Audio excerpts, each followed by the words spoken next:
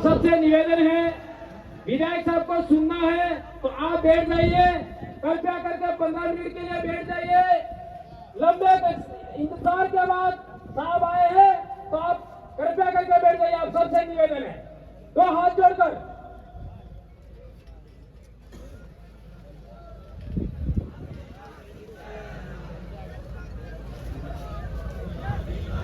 जय जवाहर। एक जय बोलाना सबने बोलू है। मैं बाबा की जय। किनी जय बोलाड़ी मैं बाबा की जय। मैं बाबा की और आप सब की जय। ये कुदरत आज हम जिस विचारधारा के आधार पे जिस पार्टी का गठन किया गया है, भारत आदिवासी पार्टी, और इस विचारधारा की जो मूल थीम है कि प्रकृति ने पूजवी, जल जंगल जमीन आसमान ने पूजवू, और आम्ही मे बाबा ने की पूजा की थी और अरज की थी कि मे बाबा गर्मी पड़ी रही है कई, और आ नवो नवो आ मैदान काढ़ दिए तो धूड़े थोड़ो काळू कर दीवा, तो 2 दाड़ा पहला अफसल पड़ जाए पूरा काळू थी, और हमें हाज्याचा आमच्या, और पसे फेर अरज की थी कि हमें फिर परली जंगा की पैसा बाजार नहीं तो वाटर प्रूफ और पेन नहीं लगाड़ी दी है, तो मैं आज में मारो राहत आती तो, और गाम खेड़ा ने माता ने जटली से आदिवासी समाज ने जी गोत्र नहीं અને गोत्र में कुल देवी और हमारा खत्री से की आराधना की थी, और मेमला से की आराधना की थी कि आज तुम्हारे पूर्ण कोरो करी दीजो, तो तुम्हें सब जानो आज कोरो खाजू नहीं खाजू। ये है आदिवासी समाज की पुरखाई जो पूजा पद्धति है, हमारी जो पुरखाई पूजा पद्धति है कि मांगजो में माहे और अनास अमरूप, और ये पूजा पद्धति से हमारी प्रकृति की जो देन है, और आज हम सबको शांतिपूर्वक कार्यक्रम निपट गया। आज इस कार्यक्रम में हम जो पांडाल में बैठे हुए हैं, इस जमीन को तैयार कराने के लिए यहाँ के जो स्थानीय साथी हैं, जिन्होंने दान की है, जिसका छोटा मोटा कब्जा था और इस जमीन के लिए कई साथी जेल गए हैं, उन सबके जो मतलब पसीना बहाया, उन सब ने संघर्ष किया, और उन सब की बदौलत आप शांतिपूर्वक तरीके से बैठे हैं, उनको भी मैं यहाँ से जोहार करना चाहूंगा।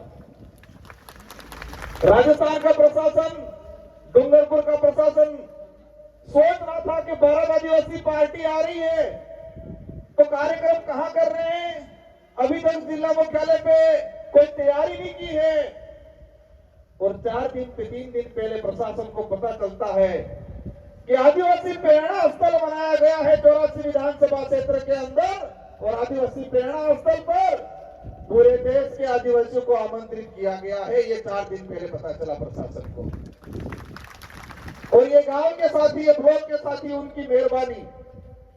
मैं अपनी बात शुरू करूं आज इस पांडाल के अंदर, और ये आवाज जहां तक जा रही है, जो जितने भी साथी हैं, आप सभी लोग दिल से आए हो, यहां से आए हो,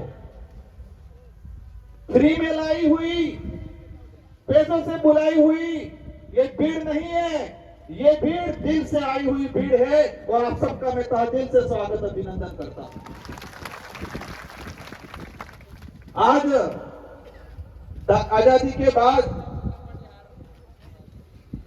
हमारी जो विचारधारा है, और इस विचारधारा पे आधार पे ये जो पार्टी बनी है, और ये पार्टी पहली बार देश में और इस क्षेत्र के अंदर लोकतंत्र स्थापित करने का काम करेगी, और संविधान की जो मूल भावना है और लोकतंत्र की जो वास्तविक परिभाषा है, उसको धरातल पे लाने का काम ये भारत आदिवासी पार्टी करने वाली है। इस पार्टी को बनाने के लिए कई जनों ने योगदान दिया, और इस पार्टी के आधार पे आने वाले समय में हमारे आने वाली पीढ़ी का भविष्य सुधारेंगे, जल जंगल की जमीन की लड़ाई लड़ेंगे, संवैधानिक हक अधिकार की लड़ाई लड़ेंगे,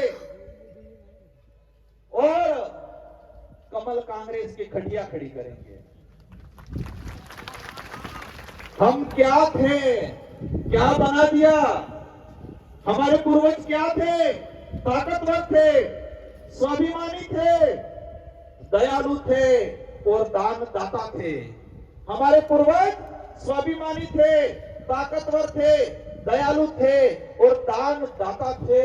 उस समाज को इन कांग्रेस बीजेपी ने फ्री की योजनाओं में मानसिक रूप से गुलाम बना के एक भीख मंगा बनाने का काम किया है। कांग्रेस बीजेपी ने 75 सालों के अंदर हमारे समाज को एक स्वाभिमानी समाज, एक दानदाता समाज, मेहनत से कमाने वाला समाज और इस देश का मूल मालिक होने का जो दावा हम करते हैं और हैं, उस समाज को कांग्रेस बीजेपी ने आज तक हमको कमजोर बनाने का काम किया है। आज ये जो पार्टी बनी है, इस पार्टी आने वाले समय में राजस्थान की सरकार कौन होगी, मध्य प्रदेश की सरकार कौन होगी, महाराष्ट्र की सरकार कौन होगी, ये तय करने का काम करेगी ये भारत आदिवासी पार्टी। कांग्रेस वाले कहते हैं, बड़े बड़े लॉलीपॉप देते हैं। एक नारा लगाया था उन्होंने, क्या लगाया था? नफरत के बाजार में मोहब्बत की दुकान खोलने आए हैं। क्या लगाया था? नफरत के बाजार में मोहब्बत की दुकान खोलने आए हैं। मैं कहता हूं, नफरत के बाजार में स्वाभिमान की दुकान खोलने आएगी भारत आदिवासी पार्टी। लेकिन मोहब्बत वाले धोखा बहुत जल्दी देते हैं। मोहब्बत की बातें करने वाले धोखा बहुत जल्दी देते हैं। और हम इस देश के अंदर आदिवासी समुदाय, माइनॉरिटी, एससी सभी को स्वाभिमानी बनाने का काम करने आएंगे। आज हमारा समाज किस तरह से बना दिया इन लोगों ने? हम लोगों को गुमराह कर दिया गया है, हमारे लोगों को मानसिक रूप से कमजोर कर दिया है। और मैं कई बार कहता हूं कि कांग्रेस बीजेपी 75 साल तक क्या किया? हमारे भाजपा ने घुसवाई नागचा सपा हो कि तू घुसवाई क्या कंप्लीट मानसिक रूप की घुसवाई किया। और ये घुसपानो काम करे कीधु जे कांग्रेस बीजेपी में लसवायला ताणी कीधु, लसवायला ताणी घुसपान काम कीधु। और ये विचारधारा जे घुसवायला है आनंद सेटल थावानो काम कराड़ेगा, आनंद सावधान रहवानो काम कराड़ेगा, आनंद जागवानो काम कराड़ेगा। क्योंकि आज तक हमारे समाज के अंदर, हमारे पूरे आदिवासी इलाके के अंदर इन लोगों ने वोट बैंक बनाया गया है। और ये पार्टी, ये विचारधारा है। और इस पार्टी में यहाँ की जनता, क्षेत्र की जनता तय करेगी कि लोकसभा विधानसभा में हमारा कौन आदमी जाएगा। शेड्यूल एरिया के जो प्रावधान है, जो टीएससी, हमारे लोगों को झूठी झूठी बातें पकड़ाई गई, लेकिन शेड्यूल एरिया के प्रावधान नहीं बताए, टीएससी नहीं बताई कि टीएससी में क्या है, क्या अधिकार है। और आने वाले समय में हमारे यहाँ से बहुमत से जाएंगे विधायक, और राजस्थान की टीएससी, मध्य प्रदेश की टीएससी और महाराष्ट्र की टीएससी ट्राइबल एडवाइजरी काउंसिल में जाएंगे और आदिवासी समुदाय के हित में, एससी के हित में और शेड्यूल 5 के जो प्रावधान है उसके अनुरूप यहाँ पर काम कराने का काम करेंगे। आज कई लोग कहते हैं हम भी विधायक बने थे, मैं विधायक बनियो तारे टी-शर्ट करता हूँ। कई कहते हैं सोरो चुनाव लड़े हो थावानो है। और 84 की जनता और सागवाड़ा की जनता ने ऐसी गोली दी कि कांग्रेस बीजेपी वाले रिजल्ट आए तो बेहोश हो गए और मोड़ासा जाके हॉस्पिटल में भर्ती होना पड़ा उन लोगों को। और फिर कहने लगे ये जीत के गए हैं लेकिन उनको चेयर नहीं मिलने वाली है। संविधान में प्रावधान है और आपकी ताकत हमारे साथ जुड़ी थी और आपकी ताकत से हमारी ताकत दुगुनी हुई। और हम आदिवासी समुदाय के हित में, एससी माइनॉरिटी के हित में शेड्यूल एरिया के प्रावधानों के लेके विधानसभा में आवाज उठाई और राजस्थान के मुख्यमंत्री को मजबूर होना पड़ा और आदिवासी दिवस पे सरकारी अवकाश घोषित करने का काम किया। पहले डूंगरपुर जिले की बात करें, दो साल के अंदर एक बार मुख्यमंत्री आता था और आपकी खोप की वजह से अब 1 महीने में 5 बार मुख्यमंत्री आ रहा है। ये आपकी एकता है, आपकी ताकत है, आपका खौफ ऐसा है कि देश का मुखिया जो बन के बैठे हुए हैं, जो देश को बर्बाद कर रहे हैं, मोदी जी भी आ गए, अमित शाह भी आ गए। राहुल गांधी भी आ गए। क्या ये खौफ बरकरार रखना है कि नहीं रखना है? ये खौफ बरकरार रखना है, कहना है उनको कि सब आ जाओ, तो भी इस क्षेत्र की जनता बहकाम में आपके फ्री की योजनाओं में आने वाली नहीं है। आज कई लोग कहते हैं कि क्षेत्र पार्टियां क्या होती है। आज जो लोग आए साथी, आज उनको जाने के बाद मनोबल तोड़ने वाले बहुत सारे मिलेंगे। क्षेत्र पार्टियां कहां तक रहती है? क्षेत्र पार्टियां अगर नहीं होगी तो हमारा भारत देश नहीं होगा। मैं क्या कहना चाह रहा हूं कि क्षेत्र पार्टियां अगर नहीं होगी तो ये देश नहीं रहेगा, ये तानाशाही हो जाएगा, हिटलर शाही शासन हो जाएगा इस देश के अंदर। और क्षेत्रीय पार्टियों की वजह से ही इस देश में आम जनता के हित में कानून बने हैं आज तक। और आज तानाशाही सरकार है क्योंकि एक तरफा बहुमत है। आप सबको अवगत करा देना चाह रहा हूं कि यूपीए की सरकार बनी 2004 के अंदर, सेकंड यूपीए की सरकार बनी 2008 में, और देश के अंदर जो आम जनता के हित में जो कानून बना है, जो कांग्रेस आज उसके आधार पे वोट मांगती है, कहती है कि रोजगार गारंटी हम लाएं, सूचना का अधिकार हम लाएं, खाद्य सुरक्षा अधिनियम हम लाएं, वो झूठा दावा करती है। उसका इतिहास बताऊंगा इस मंच के माध्यम से। अगर क्षेत्रीय पार्टियां 2004 में यूपी की सरकार बनी, 15 संगठनों ने समर्थन दिया और कांग्रेस को कहा देश के अंदर अगर रोजगार गारंटी का कानून नहीं लाओगे तो हम आपको समर्थन नहीं देंगे, और कांग्रेस को मजबूरन उस समय रोजगार गारंटी कानून लाना पड़ा, इसकी इच्छा से नहीं लाई। ये ताकत है क्षेत्रीय पार्टियों की। क्षेत्रीय पार्टियों की वजह से सूचना का अधिकार अधिनियम आया, क्षेत्रीय पार्टियों की वजह से शिक्षा का अधिकार अधिनियम 2009 बना। अगर क्षेत्रीय पार्टियां नहीं होती तो ये जितने भी जो अधिनियम बने हैं, वो अधिनियम आम जनता के हित में जो बने हैं वो नहीं बनते। और आप देख सकते हो उसका उदाहरण 2014 के बाद एक तरफा भाजपा की सरकार आई और उस सरकार ने सभी कानूनों को कमजोर करने का काम किया, आईटीआई को कमजोर करने का काम किया, नरेगा कानून को कमजोर करने का काम किया, खाद्य सुरक्षा अधिनियम को कमजोर करने का काम किया। इसलिए क्षेत्रीय पार्टियां जब तक इस देश में जीवित रहेगी तब तक ये देश रहेगा, देश का संविधान रहेगा। और जो लोग देश का नाम बदलने की बात करते हैं, जो लोग देश का नाम बदलने की बात करते हैं, कौन कर रहा है देश का नाम बदलने की? कौन बात कर रहा है? भाजपा के लोग कह रहे हैं कि हम देश का नाम बदलेंगे। उनको 2023-24 में एहसास कराना है कि जो देश का नाम बदलने की बात करते हैं, जो संविधान बदलने की बात करते हैं, जो आरक्षण खत्म करने की बात करते हैं, उन लोगों को वापस गुजरात भेज देना। कहां भेजना है? गुजरात भेज देना। उनको एहसास कराना है कि ये भीड़ अब भीड़ नहीं रही है, भीड़ने वाले हो गए हैं, और ये भीड़ने वाले आने वाले समय में लोकतंत्र की वास्तविकता समझाने का काम करेंगे। साथियों, उदयपुर संभाग के अंदर बांसवाड़ा के अंदर तानाशाही की जा रही है। बांसवाड़ा में आरक्षण को लेकर जो आंदोलन हुए उसमें परेशान किया जा रहा है। बांसवाड़ा में एट्रोसिटी एक्ट को लेकर हमारे भाई थाने में गए, 200 लोगों पे मुकदमा किया गया है। उन बांसवाड़ा के मंत्रियों को भी एहसास कराना है कि ये राजतंत्र नहीं, ये लोकतंत्र है, और लोकतंत्र की परिभाषा 2023 में हम आपको दिखाएंगे। साथियों, हम लोग उन लोगों को भी आह्वान करना चाह रहे हैं कि हमें शांतिपूर्वक तरीके से, हमें किसी प्रकार के बेवजह उग्र आंदोलन नहीं करना है, क्योंकि काकरी डुंगरी में हम शांतिपूर्वक तरीके से हमारे साथी आंदोलन कर रहे थे। कमर कांग्रेस के लोगों ने मिलके हमारे लोगों को फंसाया गया, वापस जाके जबरदस्ती दाखिली करवाई। साथियों, इस मंच के माध्यम से कुछ मीणा भाई आए हैं, उन मीणा भाइयों को कहना चाहूंगा, और जो नहीं आए हैं मेरे वीडियो के माध्यम से कहना चाहूंगा कि मीणा भाई अगर जितने सक्षम हैं, इतने अगर बिल सक्षम होते तो पूरे देश में राजनीतिक रूप से हम एकजुटता दिखा के पूरे देश पे राज करते। मीणा भाइयों के पास जितनी सुविधा है, मीणा भाई जितने सक्षम हैं, अगर इतने सक्षम हम होते तो राजनीतिक रूप से पूरे देश पे हम लोग कब्जा करते और पूरे आदिवासी समुदाय का नेतृत्व करते, पूरे देश के आदिवासियों का नेतृत्व करते।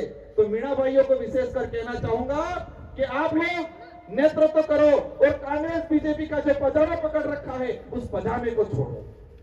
आदिवासी समाज के लेके काम करना है तो कांग्रेस बीजेपी का पजामा छोड़ो। काफी वक्ता है मेरे से, आज भी हमारा राष्ट्रीय अध्यक्ष बोलना बाकी है, इन सबको आपको सुनना है और हम सबको मिलजुल के आने वाले समय में इस क्षेत्र से कमल कांग्रेस को उखाड़ फेंकना है।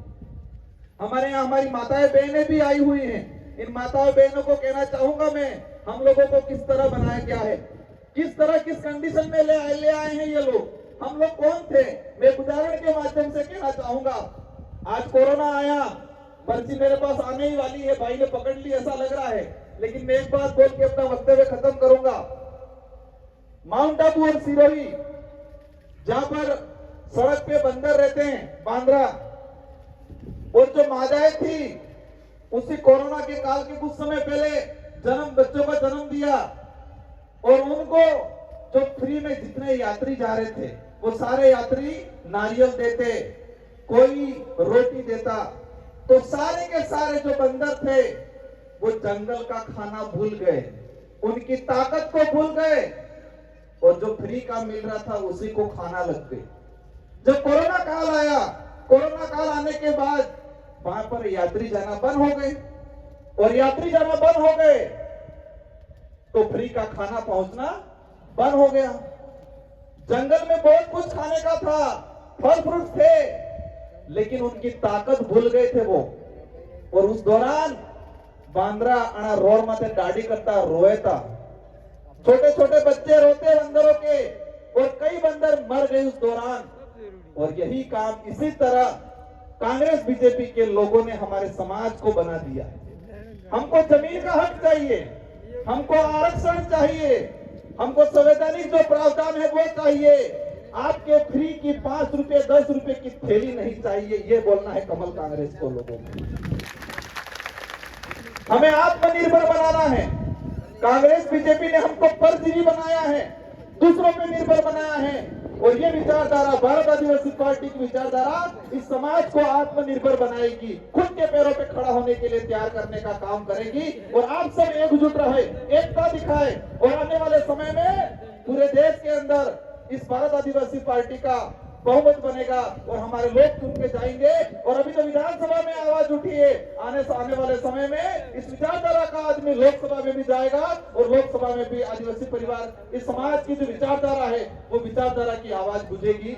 इन्हीं शब्दों के साथ विशेषकर हमारे जो ये साथी है, जितने जो वक्ता हैं, सारे वक्ताओं की जो बातें हैं वो बातें सुन के जानी है, और जितने भी साथी आए हैं सबको शांतिपूर्वक तरीके से जाना है। और जो जो बातें आपने सुनी है, इन बातों को यहाँ गांठ बांध लेना है, यहाँ गांठ बांध लेना है। ये गांठ कार्य छुड़वी है बोटन दाड़े कई आंदोलन में जो एकता राखवी है, एकता राखवी है, पर एकता राखवी क्या रही है इसलिए खबर है। एकता रखनी है, और एकता विशेषकर चुनाव के वक्त रखनी है। और इस देश के संविधान के अनुरूप हमारे देश को चलाने के लिए प्रत्येक 18 साल के ऊपर वाले व्यक्ति को एक चाबी दी गई है। 18 साल से ऊपर वाले प्रत्येक व्यक्ति को एक चाबी दी गई है, और वो है मतदान। मतदान नहीं करवो, इन्हें उपयोग करवो है, मत का अधिकार है हमारा। और ये वोट वाली दी चाबी है, ये लोकतंत्र की कुंजी है। और एकता कब रखनी है, ये चाबी लगाने के वक्त एकता रखनी है। और कांग्रेस बीजेपी का ताले पे ऐसी चाबी लगानी है कि इनका ताला जंग खा जाए और कभी नहीं खुले, और भारत आदिवासी पार्टी का दरवाजा खुल जाए, और इस दरवाजे से संवैधानिक प्रावधानों के तहत हमको अधिकार मिले। ये काम करना है, ये एकता रखनी है। इन्हीं शब्दों के साथ आप सबको धन्यवाद, आभार। जय जोहार, जय भारत, जय भीम प्रदेश।